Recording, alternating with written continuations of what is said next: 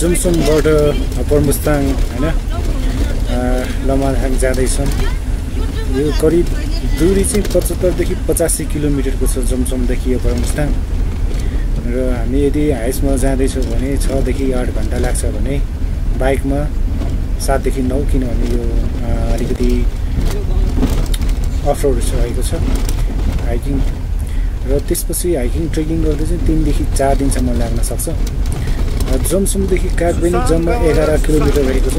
हामी अहिले झुसाङ गाउँमा आइसकेको छौँ। यसको एल्टिट्युड भनेको 2800 मिटर रहेको छ र जुमसुमको चाहिँ 2750 मिटर, जुन चाहिँ ठ्याक्कै मनाङ गाउँसम्म, मनाङको चामे भन्ने ठाउँको चाहिँ हाइटसँग बराबर छ हैन। जुमसुमदेखि कागबेनी चाहिँ जम्मा 45 मिनट जति लाग्छ।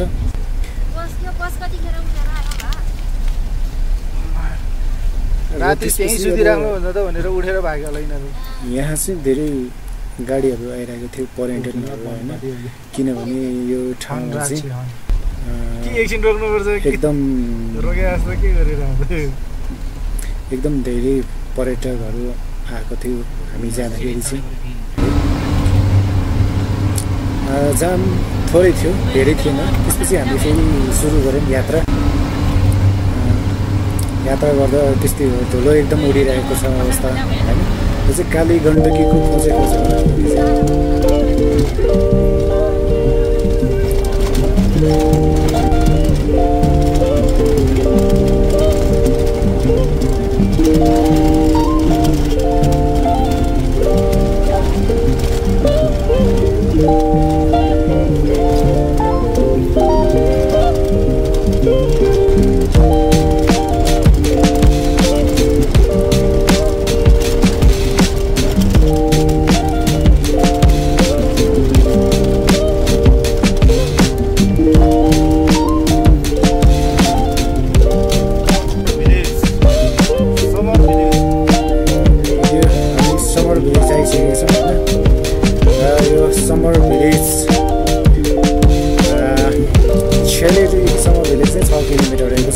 यसको एल्टिट्युड भनेको कति छ भने 3660 मिटर हाइटमा रहेको छ है। मुस्ताङको चाहिँ यो सुन्दर घोडे ट्रेल पनि भनिन्छ भने डेजर्ट भ्याली भ्यू भनेर पनि भनिन्छ, डेजर्ट भ्याली भ्यू।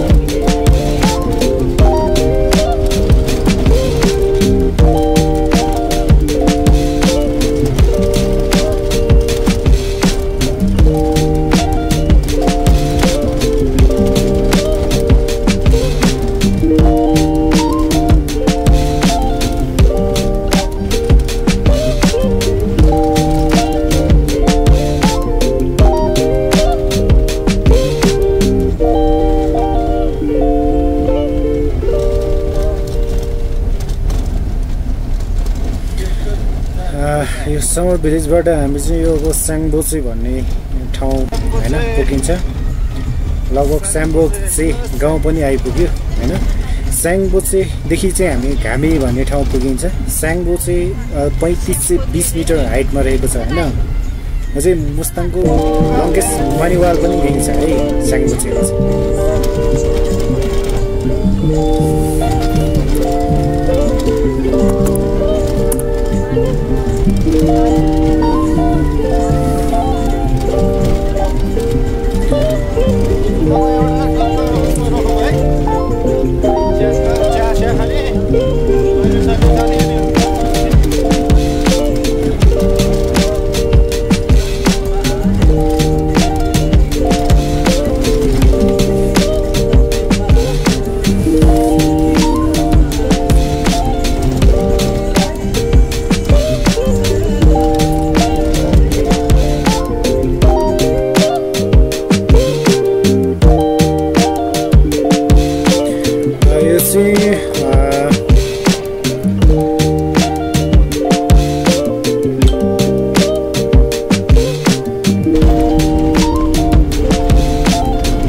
गिलिङमा चाहिँ हामी रोकिराखेको थियौँ होइन। गिलिङबाट चाहिँ अब हामी खाजा खाएर त्यहाँबाट हिँडेको थियौँ है। त्यहाँबाट चाहिँ हामी गिलिङ हुँदै हामी गिलिङबाट चाहिँ अगाडि बढिसकेको छौँ खाजा खाएर। गिलिङबाट पनि ध्यानमा अझै 2-3 घन्टा लाग्छ भनेर मेन 7-8 घन्टा अन्त 6-7 घन्टा हाइट्समा गए पनि।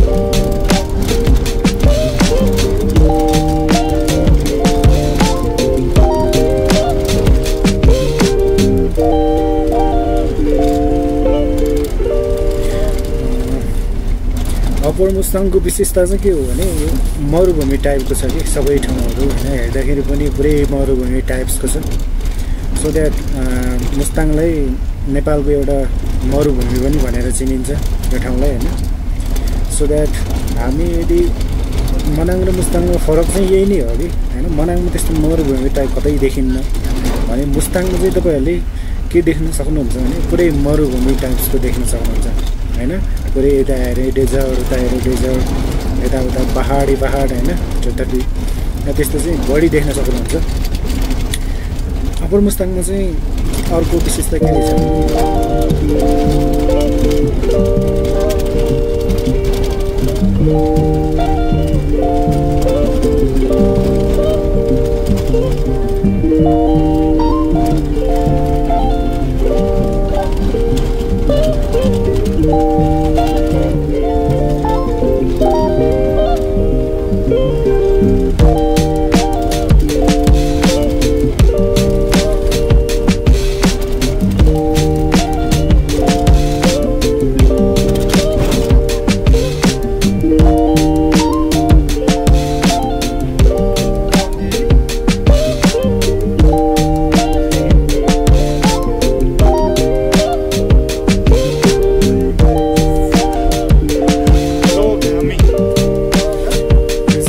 घामी भन्ने गाउँ हो होइन।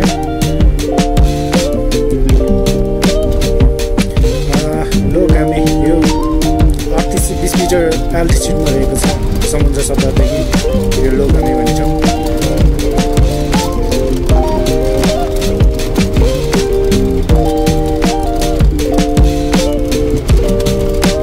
अब हामी सारङ दमनथाङ हुँदै होइन हामी चाहिँ अगाडि बढ्दैछौँ। लो घामीबाट थाकमर ठाउँ भन्ने ठाउँ पनि छ। त्यसै रेड क्लिपहरू बढी छ। ओल्ड फेमस रेड क्लिपहरू छ। रेड वाल पनि हो यो रेड वाल हो होइन। ओल्डको फेमस पनि छ है रेड वाल।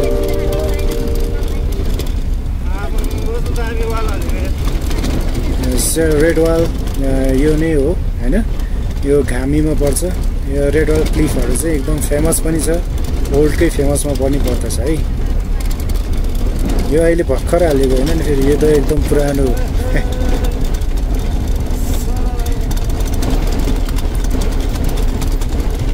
हामी चाहिँ यो जिपमा ट्राभल गरिरहेको हो होइन। हामी चाहिँ 6 जनाले ट्राभल गरेका थियौँ यसमा। ड्राइभर सुध 7 जना।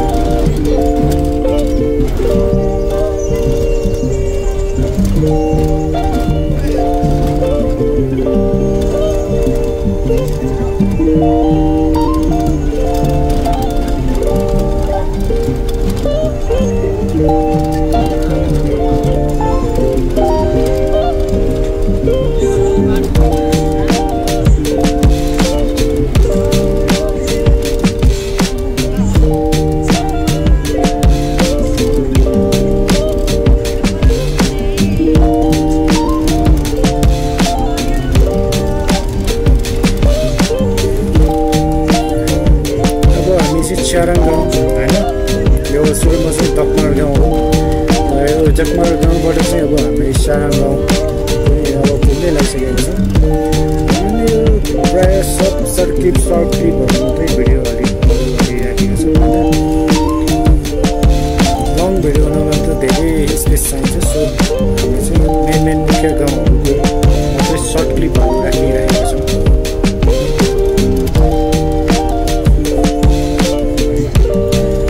सारङमा पनि एकदम उत्कृष्ट भनेको चाहिँ यो एन्सेन्ट वाल हो होइन। यसमा चाहिँ अब केभ्सहरू छ, मोनेस्ट्रिजहरू, रोयल प्यालेसहरू छ है।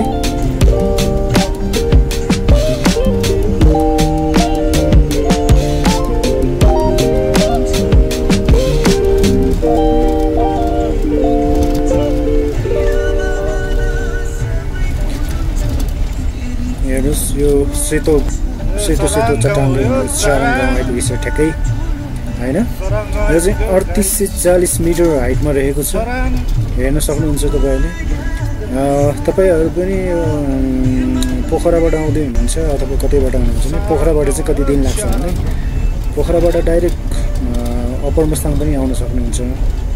तर नत्र हाइट एल्टिच्युडलाई तपाईँहरू म्यानेज गर्दै आउने हो भने 2 दिनमा आउँदा एकदम राम्रो हुन्छ। जमसम बस्ने, जमसमबाट चाहिँ बल्ल यता माथि अप्पर मुस्ताङ होइन। यसरी बसेर जाँदा चाहिँ अझै पनि तपाईँहरूको हेल्थको लागि पनि राम्रो हुन्छ है। अब हामी यहाँ सारङबाट पनि अगाडि बढेपछि चाहिँ अब हामी यो लोमन्थाङको एरिया होइन अगाडि बढ्दैछौँ। लोमन्थाङको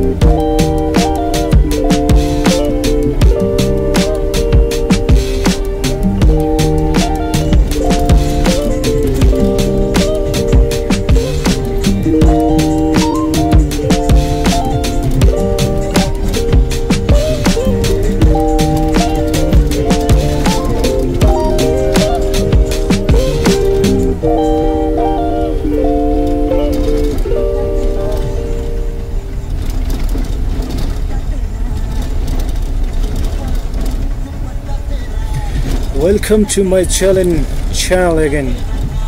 सबैजनालाई स्वागत छ मेरो च्यानलमा।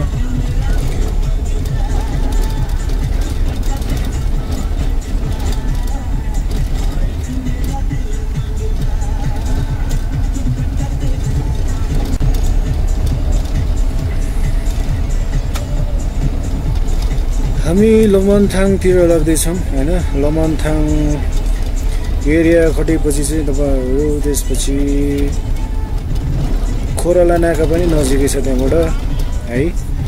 यो सारङबाट चाहिँ धेरै छैन।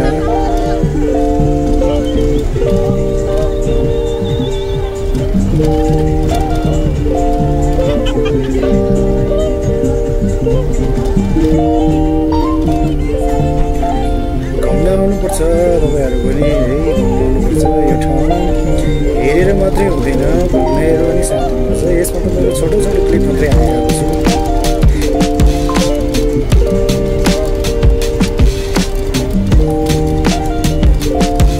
ओन्ली सर्ट क्लिप्स होइन, मैले चाहिँ छोटो क्लिपहरू हाल्छु। अझै पनि धेरै राम्रो कुराहरू छन् यसमा। अझै तपाईँहरू आफै आएर घुमेर मजाले भिडियो बनाउन सक्नुहुन्छ। अप्पर मुस्ताङ भनेको यति राम्रो छ भन्नलाई होइन यो ठाउँ।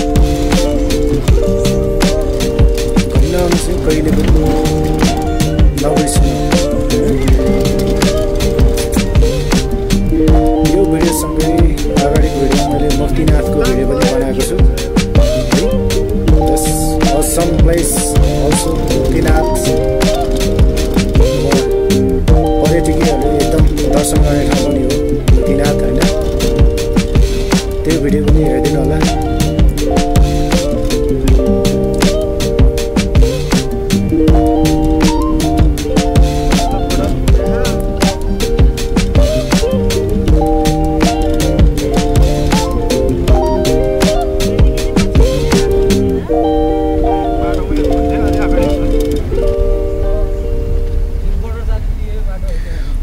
मास्टरपिस ठाउँ हो कि यो मास्टरपिस नेपाल होइन एकदम पोइन्टै पोइन्ट होइन मास्टरपिस पोइन्टै पोइन्टले भरिएको भिडियो हो यो है यदि तपाईँहरूले यो भ्लगलाई मन पर्यो भने लाइक गरिदिनुहोस् कमेन्ट गरिदिनुहोस् र सब्सक्राइब गरिदिनुहोस् होइन तपाईँको लाइकले गर्दा मेरो अझै अर्को भिडियो बनाउने भाइब्स आउँछ सो द्याट लाइक इट